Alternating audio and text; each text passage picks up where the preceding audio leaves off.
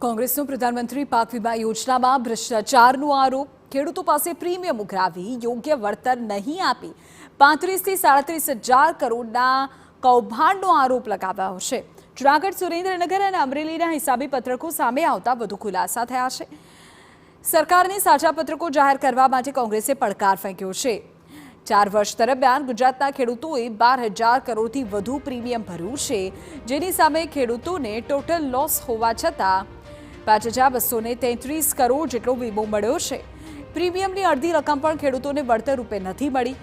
વર્ષ 2016-17 દુષ્કાળવાળું જાહેર કરાયું, વર્ષ 2017-18 અતિવૃષ્ટિવાળું જાહેર થયું, 2018-19નું વર્ષ ફરી દુષ્કાળવાળું જાહેર કરાયું, જ્યારે 19-20 અતિવૃષ્ટિ અને વરસાદવાળું વર્ષ સરકારે જાહેર કર્યું હતું।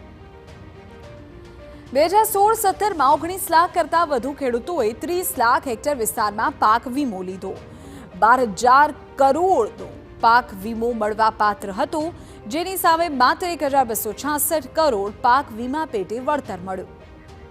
2017-18માં 17 લાખ ખેડૂતોએ 25 લાખ હેક્ટર વિસ્તાર માટે પાક વીમો લીધો।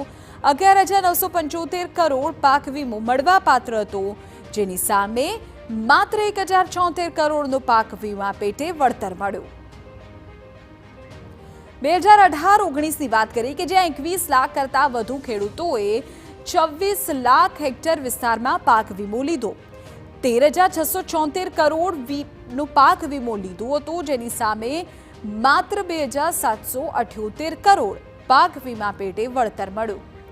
2019-20માં 24 લાખ 81,000 ખેડૂતોએ 29.43 લાખ હેક્ટર વિસ્તાર માટે વીમો લીધો, 16,143 કરોડ પાક વીમો મળવા પાત્ર હતો અને જેની સામે 111 કરોડ વળતર મળ્યું। પ્રીમિયમ જે ભર્યું છે 4 વર્ષમાં એ 12,045 કરોડ 26 લાખ રૂપિયાનું પ્રીમિયમ ભર્યું છે અને એની સામે જે ખેડૂતોને ટોટલ લોસ 4 વર્ષ પાકનો લોસ ગયો છે, નુકસાન ગયું છે, ટોટલ લોસ થયો છે, પણ તેમ છતાં જે વીમો મળ્યો છે 12,000 કરોડની સામે એ માત્ર 5,233 કરોડ અને 72 લાખ રૂપિયા જ પાક વીમો મળ્યો છે। એટલે જેટલો ખેડૂતોએ પ્રીમિયમ ભર્યું, સંપૂર્ણ પાક નિષ્ફળ ગયો, તેમ છતાંય પ્રીમિયમની અડધી રકમ એ ખેડૂતને ન મળી।